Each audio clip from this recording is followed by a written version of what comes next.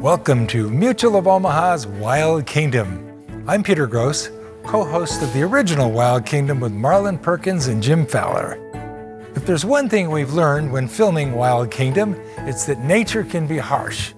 Not all animals are strong and healthy enough to survive.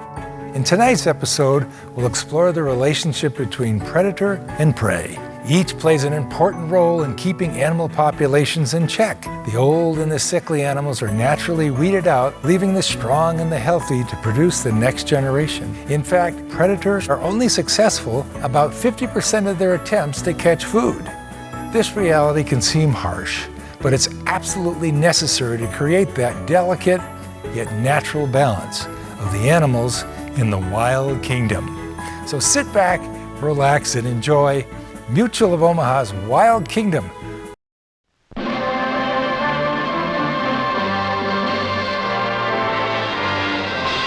Mutual of Omaha's Wild Kingdom.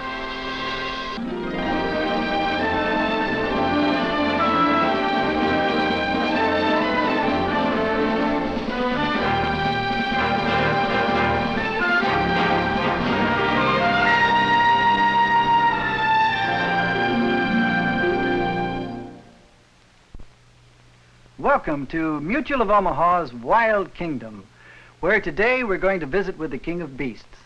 Yes, the mighty and majestic lion has become the epitome of strength, courage, and ferocity. Throughout man's history, he's been portrayed in stories and pictures as the mightiest and most ferocious animal of all. At one time, he had a much wider range and was only eliminated from southern Europe during historic times. He also formerly ranged throughout the Middle East and parts of Asia. But today, the lion is only found in one small forest in western India and throughout much of Africa south of the Sahara Desert. Many lions live in brush country where the mane is often shortened by the brambles. Males that live in open country will usually develop the majestic black mane that is so characteristic of the mature adult. Where other cats live alone or in pairs, lions live in a family group called a pride. Females and young males have no mane, so in a family group, the adult males can be quickly identified.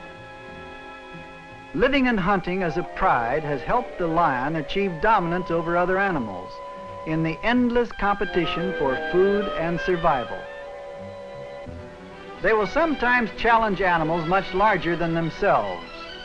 If the pride is very hungry, they will even attack a full-grown giraffe.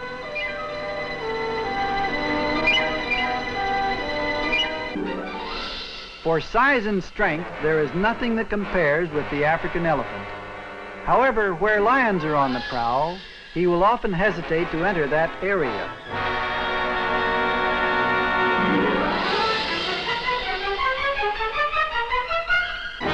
The rhino is equipped with superb protective devices plus a very bad temper. He inhabits the same scrub and grasslands where the lion is found. I've never heard from a reliable source of lions attacking the adult rhino. Here indeed is real competition, and an angry rhino would be a match for almost anything that moves on the face of the earth.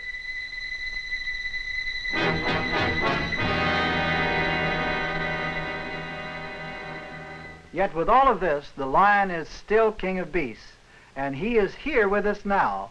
So let's meet him. Here is the king of beasts. They're a couple of beasts, all right, but at 2 months of age, it's going to be a long while before they can be called kings. Oh, come to me. Jim, at this age, I think we better call one prince and the other princess. Yeah, well, it's time for this one to be fed. Don't worry, your time comes next.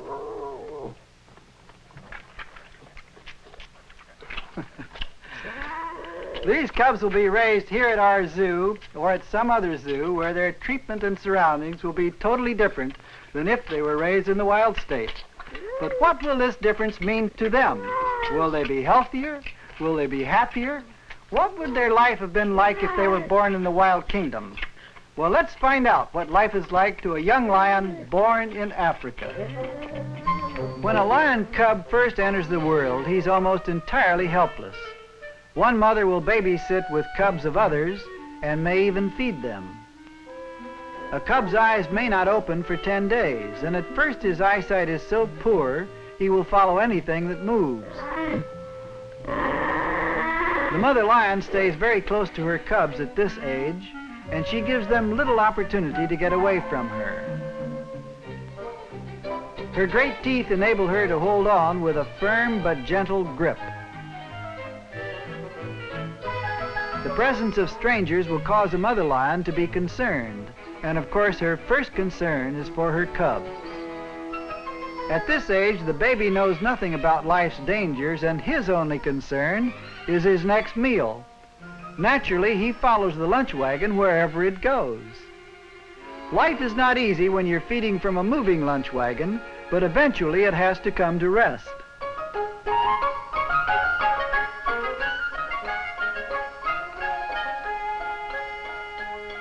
Roughhousing is a very important part of the play activity of these cubs. Babysitting this many charges must require great tolerance.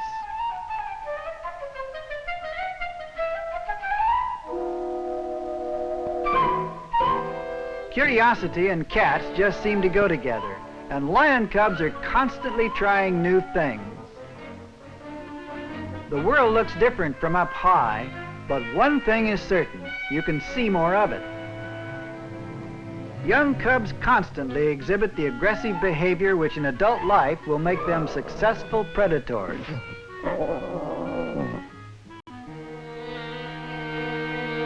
The only bath for a new lion cub consists of a licking with mother's tongue, but most young cubs prefer to play.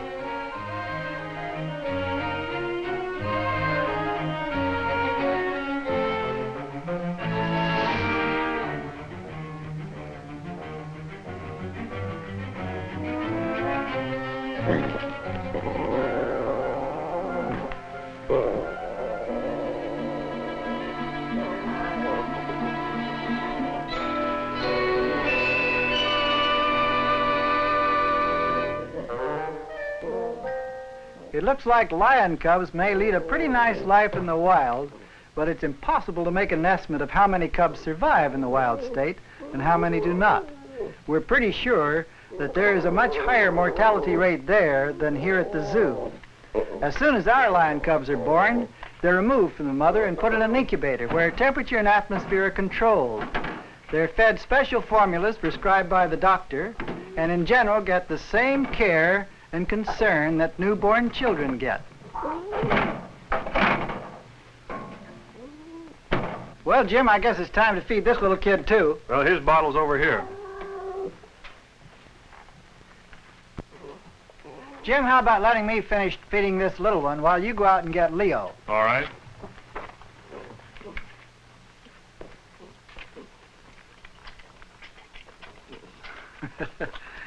You're doing pretty well. But in about another week, this little kid is going to be eating meat. It's almost finished feeding on the bottle. It's about 2 months old now. Okay, that's all of that one. That's all gone. Now, back to the incubator.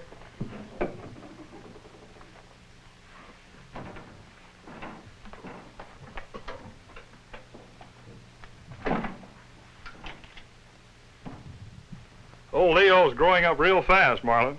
He certainly is. About 50 pounds, I'd say. At least. Maybe I better feed him.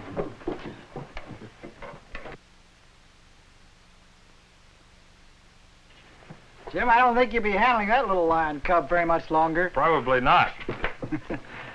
He's about 5 months old now, and that puts him in the teenager group. He still has the spots of a lion cub, and this leads us to believe that the ancestors of lions may have lived in the forest where the spots helped to camouflage them. Today's lions live in the open grassland and lose their spots by the time they're 2 years old. But now let's see what this little lion cub's life would be like if he were living on the plains of Africa. The teenage lion still spends time with mother, and at 6 months he is rapidly learning about life. At this age he must learn self-preservation, both how to hunt and kill and how to keep from being killed. he grows even more curious, and the slightest sound will stir his interest. It's not long before the young lions are ready to follow mother on the hunt.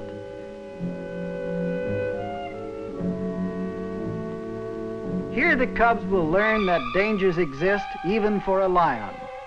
The mamba is one of the deadliest of all snakes, and his bite could be fatal to any animal. At 10 months, the teenagers are beginning to take part in the activities of the pride. The male lions now are more interesting to the cubs, and there are lessons to be learned from them too, even if only lessons in how to relax and take life easy, or how to pose like the king of beasts.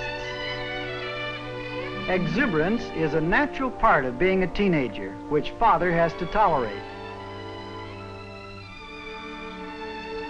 Female lions do most of the hunting for the pride and are the first to sense the opportunity. Now, the young lions may have a chance to test their hunting skill.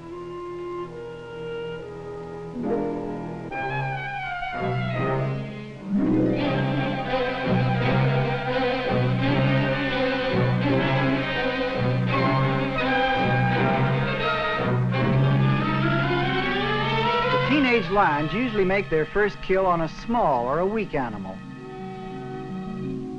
This young wildebeest has come to an early end, but life is short for the weak members of any species of animal. This applies to the lion as well as to his prey.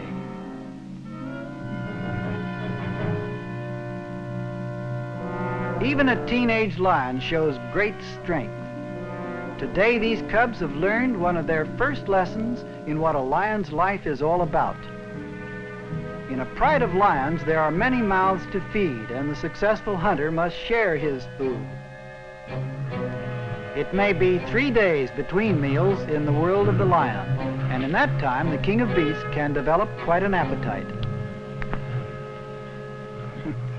All young lions of this age are dangerous when they're eating, because they're beginning to look after themselves. They learn by living and hunting with the pride, but the strongest and the biggest lions get the most of everything, and as the young lions grow up, there is even greater competition. The young males eventually have to leave the pride and find their own territory. Here they will start a pride of their own and will be quick to challenge any other males that try to enter their territory. To challenge lions in their own territory is a most interesting experience. And Jim Fowler recently had this experience at first hand. One of the things I wanted to find out was just how a lion would react to being challenged in his own territory. I couldn't very well take another lion along with me, so I decided to do it myself with the help of a portable tape recorder.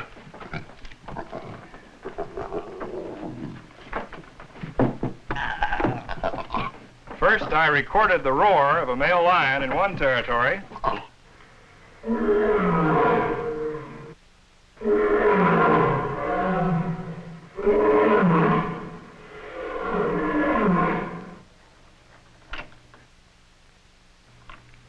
Marlin, that's probably the first time that little cub has heard the roar of an adult male lion. I think it is, Jim. He was raised in a nursery, and he never heard any other lions down there. That's quite a reaction.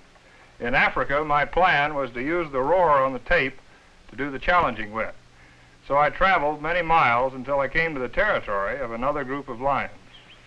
There were quite a few females and young males lying around sunning themselves. I thought the big males might be somewhere back in the bush. The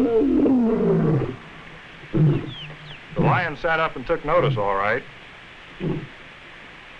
However, the big males didn't appear. So I figured I'd come across a wandering pride of young cats that had not established a territory. And hearing the roar of an adult male, they must have feared they were intruding in the territory of another pride. So they took off. I moved on and finally found another group of lions. The first reaction here was one of curiosity.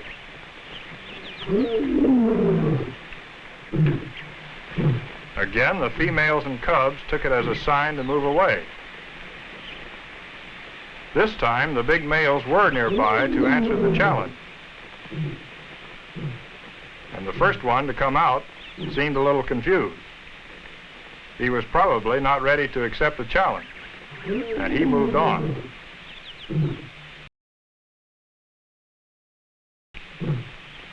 But suddenly, two more big males came out straight toward me.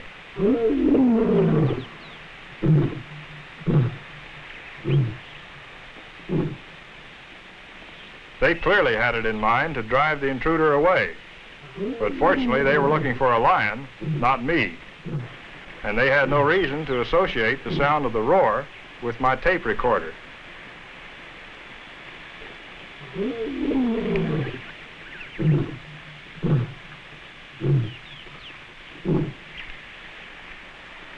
They didn't seem to be afraid, and they weren't giving up the search. So rather than press my luck too far, I decided to make a strategic withdrawal. What makes the lion king of beasts? Is it his agility, his weapons, his courage, his strength? The answer is best found in his own home territory. Once an adult has established his territory and started a family, the range of the pride will cover many miles. This territory will usually be centered around a water hole, and it is here that the most dramatic and violent events ever witnessed in the wild kingdom may occur. Lions know the natural habits of their prey, including the times of day when other animals gather in greatest numbers at the water hole.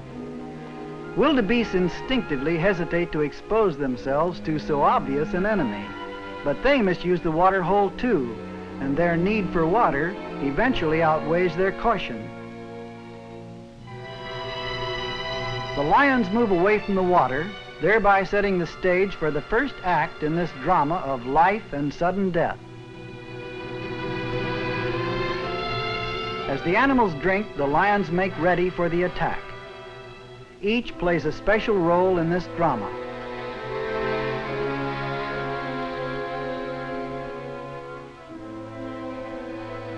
The big male remains very much in evidence, perhaps as a decoy to give the impression that the lions are really not hungry.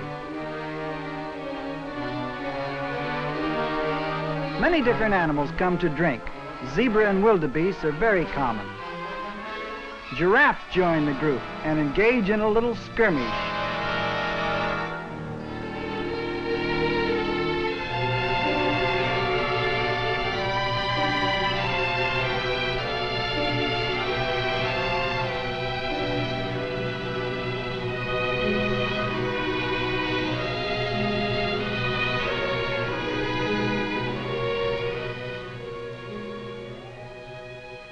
Even the zebras and wildebeest seem unaware of the imminent danger. It is no easy maneuver for a giraffe to drink. The problem is not only getting down to the water, but pumping it back up. The tick birds, though, have no problem. Their favorite food, ticks, are here in abundance.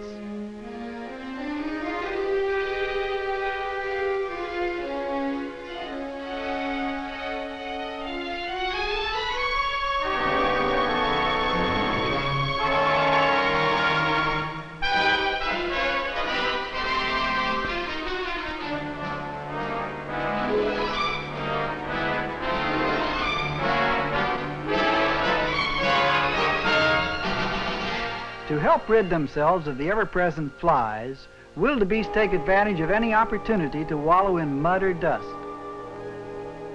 An animal on the ground, however, suggests an opportunity of another kind. The various animals mix together, seeking safety in numbers. But when the lions are hungry, there is no real safety.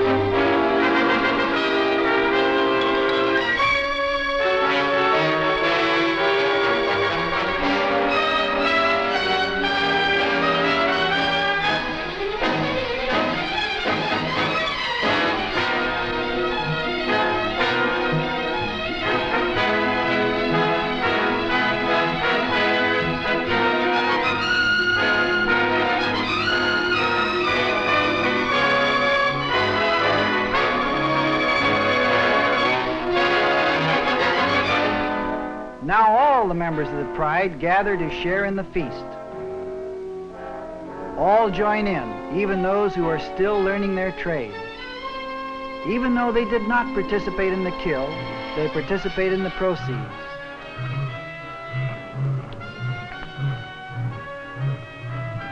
It gets mighty crowded at the dinner table and many fights develop. Now especially there is no respect for age, and when an old female tries to join in, she may well be driven away by her own offspring. There is no place in the wild for the old and the weak. The crafty ones may have their chance soon. After the first shift is eaten, they drink deeply at the water hole. Each member who has eaten and drunk his fill now seeks a quiet, shady place to rest, relax, and digest his tremendous dinner. Today there was enough for everyone. Even the lowly jackal may have his chance to grab a few scraps.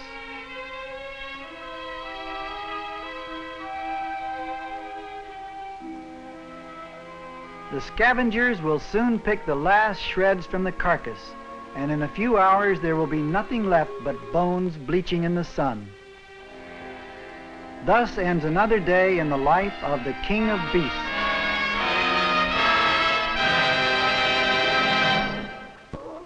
Man, with his intelligence and his ability to use his hands, dominates most of the animals of the earth. This isn't always for the best, of course, and we are constantly working to undo the wrongs that are done to the animal populations. Part of this work is done in our zoos. After all, life in the zoo isn't so tough. We feel that by bringing these fine animals into the zoos, man and the animals both benefit. Man gains a better understanding of his fellow creatures, and this in turn benefits all of the animals of the wild kingdom.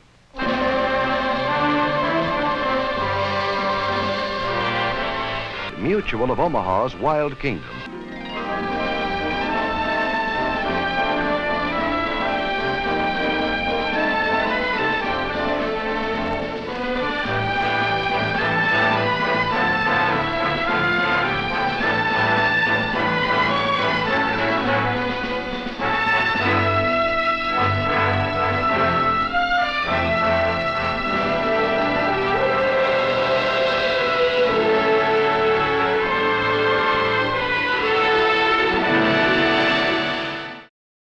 Like what you saw?